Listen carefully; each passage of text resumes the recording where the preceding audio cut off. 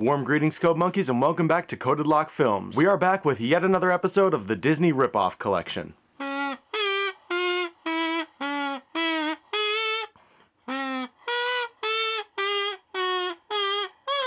You may recall that last time we took a look at the adaptation of Hans Christian Andersen's The Little Mermaid. Away, sky creatures! Away! It had some problems. Mainly, it was just extremely boring and mind-bogglingly poorly paced. It was so boring, in fact, that I didn't even end up doing a full-length recap-style review like I had originally intended, because I could not come up with enough to say about it. It was so uninteresting that it wasn't even really all that fun to make fun of. But today's sampling, Cinderella, totally different story. So let's dive right into it. Code Monkey, get up, get coffee. Code Monkey, go to job. Code Monkey, have boring meeting with boring manager Rob. Rob say Code Monkey very diligent, but his output stink. His code not functional or elegant. What do Code Monkey think? Code Monkey think maybe manager wanna write goddamn login page himself. Code Monkey not say it out loud. Code Monkey not crazy, just proud. Code Monkey like Fritos. Code Monkey like Tab and Mountain Dew. Code Monkey very simple man with big warm fuzzy secret heart. Code Monkey like you. Code Monkey like you.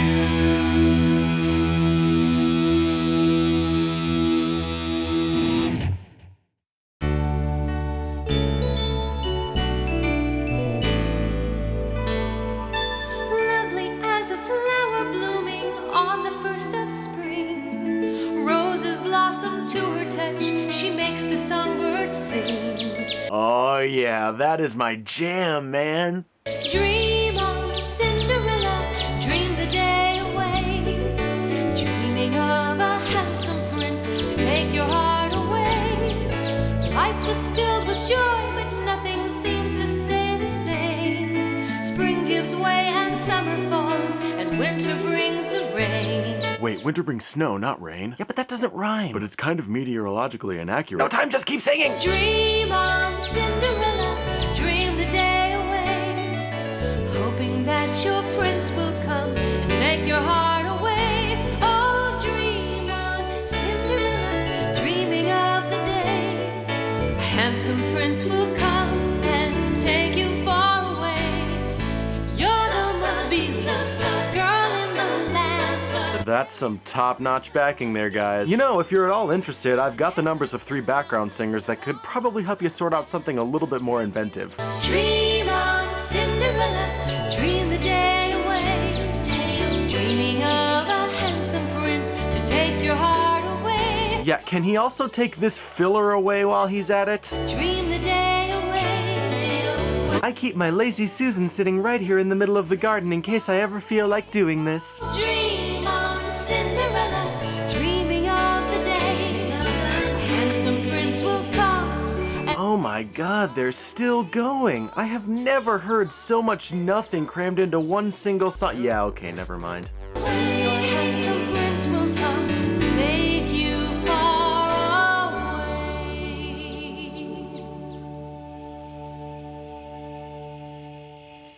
Okay guys, I know that was a lot to sit through, but I promise you, without a hint of irony, this movie actually becomes vastly more entertaining to watch from here on out. Just keep an open mind, alright? There once lived a gentleman from a fine family. Not only was he blessed with a loyal and loving wife, but a most attractive daughter. A daughter by whom he seems weirdly turned on. This animation is not doing this guy any favors. Life, however, is not always predictable, and darkness passed across the man's future, and his wife took gravely ill. A few weeks later, she passed on. Winter came and covered everything in a blanket of white. And when the sun brought springtime, the rich man had found a second wife. Jesus Christ, what is wrong with your face? This woman looks like the offspring of Frankenstein's bride and Yzma. Sometime later, the rich man left on a long business trip.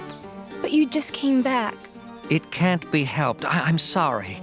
Now, what might I bring back for you?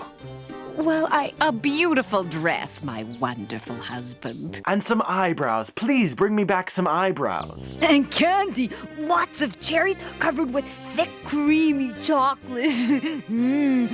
She's a fatty. This is going to be the only joke they have for this character, isn't it? So the father leaves, and we introduce the elements with which we're all familiar. Once the dad leaves, the stepsisters and stepmother show their true colors and start treating the daughter, whose real name we never actually learn, like dirt. They take away her nice clothes, make her sleep on a bed of straw, and start calling her Cinderella because she's always covered in soot from cleaning the chimney. But Cinderella's tears activate a magic snow globe. Yes, a magic snow globe, and help arrives. Why, Cindy, you've been crying. Keep at it. I like to make soup from the tears of the innocent. You're alive? Would I be talking if I wasn't alive? Everything you know about the nature of reality is a lie, mortal one. I'm your fairy godmother, of course. Oh, I didn't know Nonsense. Everybody has a fairy godmother. Well, almost everybody. All except for the ones I feast on during the summer solstice. You can fly! Oh, I can do all sorts of things. Watch. But I just hung those up. No problem. I can turn back time itself. Your universe is mine to command. Oh, I wish you were here all the time. I am, my sweet, and I know everything that's going on. I watch you when you poop. Then you know about my stepmother and stepsisters? Their deeds will not go unpunished.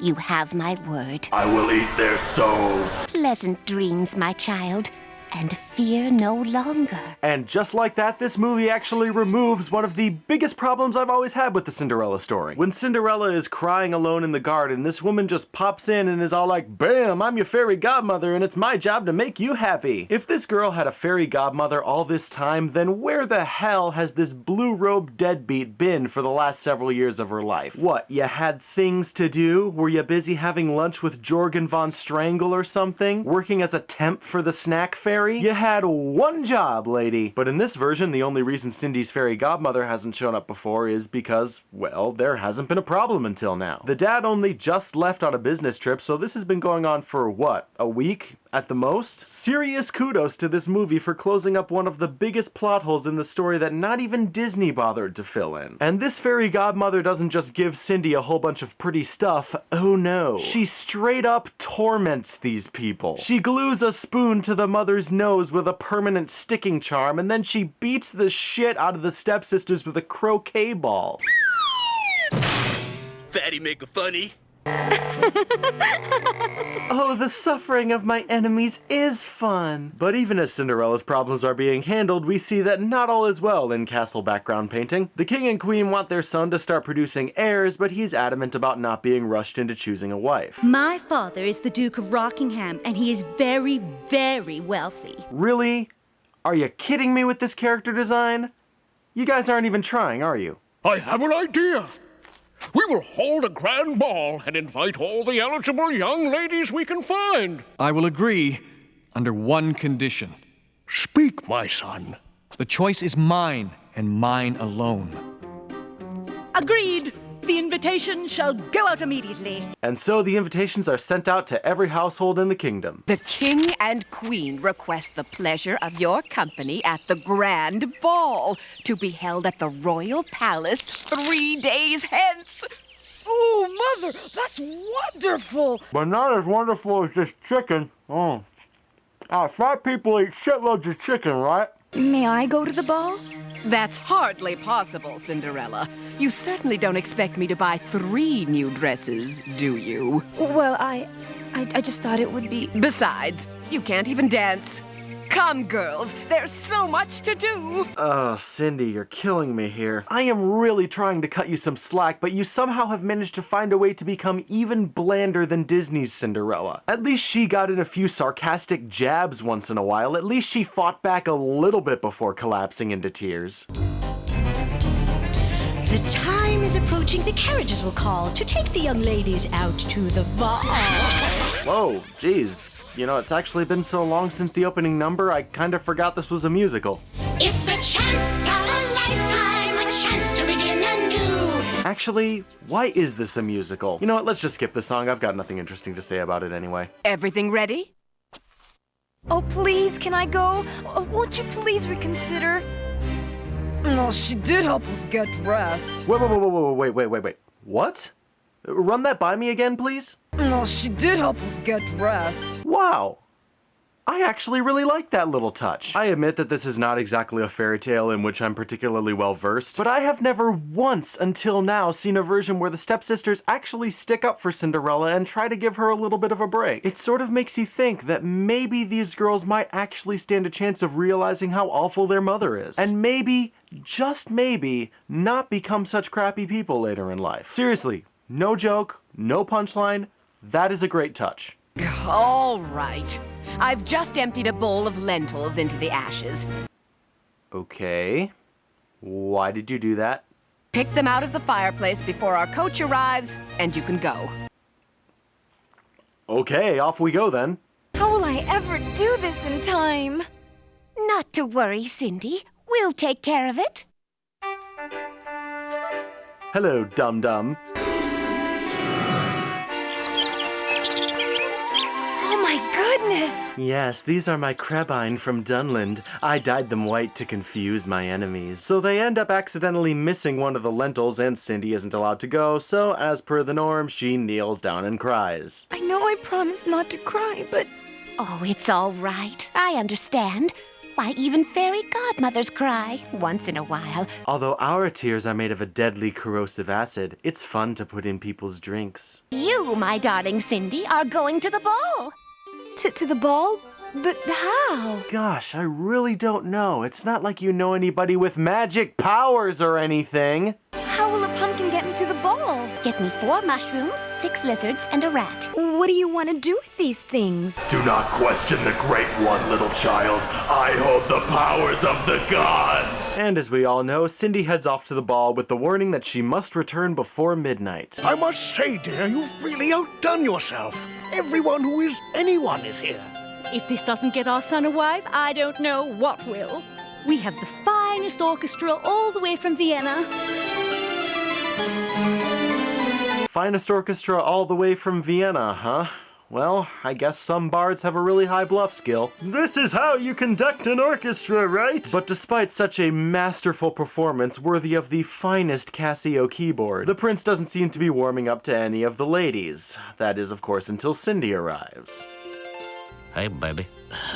The prince escorts Cinderella inside, and they proceed to dance for the rest of the evening. Mostly in a circle. Hey, we're on a budget here, alright? These dance loops don't animate themselves, you know. But of course the time flies, and before you know it, the clock begins to strike midnight. Oh no! Forgive me, Your Highness, but I must go. Wait! I don't even know your name! Please let me go before it's too late. What are you doing? You can't even bother yelling your name and address on the way out? Mr. H. Potter, the cupboard under the stairs, number 4 Privet Drive, Little Whinging, Surrey. P. Sherman, 42 Wallaby Way, Sydney. This doesn't take that long. But nope, instead of doing the logical thing, she runs away through a hedge maze and loses one of her slippers, which the prince finds. She eventually makes it home where she laments her misfortune. I know he must love me, for I do love him. But how will he ever find me? Oh gee, I don't know. Maybe you should have told him your goddamn name at some point during the several hours the two of you spent spinning in a circle? Oh crap, I feel a musical number coming on. Where has she been all my life? I'm drawn like a moth to her flame. Good lord, how long did he have to stand around waiting for that ballroom to completely empty out so he could sing this little number? How can I find her? Where could she be? Without her I won't be the same. Without her my heart will never be free. You know what? As corny as this is, and don't get me wrong, it is extremely corny, I actually think I prefer this song over So This Is Love from the Disney version. I am so not kidding. I actually think that this song does a better job of portraying the relationship between these two characters. Look, in this version, Cindy and the prince are just a couple of teenagers, or at least they're drawn that way. And let's face it, conflating powerful infatuation with true love is something that naive youngsters do all the time. What's your excuse, Cinderella? You and your prince are at least in your mid-20s. Come on. Now, do I actually believe that these two are in love? No. But I believe that they believe that they're in love. That's what I'm getting at here. The next day, the prince begins the search for Cindy, and said search eventually leads him up to the road to where she lives. My feet are freezing! And mine are boiling. Oh, stop complaining. The idea is to get them to fit into the slipper. You know, I have to admit, that is a pretty clever way of incorporating the whole cutting off pieces of the feet thing while also keeping it palatable for the target audience. Well done. May I try on the slipper too? Absolutely not. You're much too dirty to be seen. As soon as you dispose of these buckets, go upstairs to the attic and wait until I call you down. But I... Do as I say! Now! Are you serious, Cindy? You do not have an obedience curse put on you. Why are you doing what this woman says? Why don't you just run out into the room and try on the slipper regardless of what she tells you to do? You have nothing to lose and everything to gain. Stop being a stupid fricking frick. But instead, and no, this is not a joke, the fairy godmother tells Cindy to sing down the chimney so that the prince, whom I will remind you, has never heard Cinderella sing except in a dream, will hear her upstairs and have her brought down. I suppose he'd have her brought down anyway on the grounds that, well, she's an eligible maiden, but he actually recognizes her voice. How the hell is that possible? And even after he recognizes her, he still has her try on the slipper. For consistency, I guess? No, sire! She cannot be the one! Why, look at those ragged clothes, that dirty face! I did not fall in love with a fancy dress. It was the way she spun in a circle. That is what I love. And so our two young lovebirds are married just a few days later. Cinderella's father had returned from his trip to give away the bride, but she never told him how much she had suffered. So you decide not to tell your own father, whom you supposedly care for a great deal, that he's married to an evil Skeksis who tried to ruin your life the first moment he walked away? Does not compute. And when her stepsisters apologized for their thoughtlessness, Cinderella, with a goodness that knew no bounds, saw to it that they married two handsome lords. The enemies of the state soon learned to take advantage of such a gullible and trusting monarch. Cinderella and her husband were eventually poisoned in their sleep by the stepmother, and their kingdom soon buckled beneath the forces of invading armies. Her father eventually returned from yet another business trip and remained ignorant for the rest of his days, doomed by his own daughter to a life of being constantly bled dry by his clearly evil second wife, who was eventually revealed to be a giant praying mantis wearing the skin of Dolores Umbridge. And that, Code Monkeys, is Cinderella. All things considered, not nearly as bad as I thought it was going to be. I'm not kidding. When I sat down to watch this movie, I was truly dreading the experience, especially after how dull the ripoff of The Little Mermaid was. But I honestly found it to be a reasonably enjoyable sit. And unlike the Little Mermaid adaptation, I'd even go so far as to say this isn't really a ripoff of the Disney film. It has its own distinct feel to it, the characters are different in noticeable ways, and it really follows the Perrault story more than anything else. The animation is better in this than in The Little Mermaid, and while the story falls slightly flat overall, there are actually a lot of things that this movie does well. Even some things it does better than Disney's offering. In fact, if I'm being entirely honest, I enjoyed this more than I did Disney's adaptation. I would have to call this one worth renting. Does that make me crazy? Yeah, probably a little bit, but you know what? I've never lied about my opinions before, and I'm not about to start now. Until next time, Code Monkeys, I will see you later. Once the dad leaves, the stepmother and stepsisters show their true colors and start treating the daughter, whose real name we never Jake, will you stop ruining my takes? What? I swear to God, this dog. You ruin all my takes, Jake. What do you want? You know what? You're going out in the backyard. You know, bother the squirrels instead. The stepmother and stepsisters showed that's a hard line. Why did I write the line like that? This chicken is freaking gross, man. I'm not gonna say where I got it, but it's the kind of chicken that you only eat if you truly and entirely do not give a shit about what you put in your body. Oh, it's bad. P. Furman. And that, Code Monkeys, is Cinderella. All things considered, not nearly as bad as I was expecting it going to be. What is wrong with me today?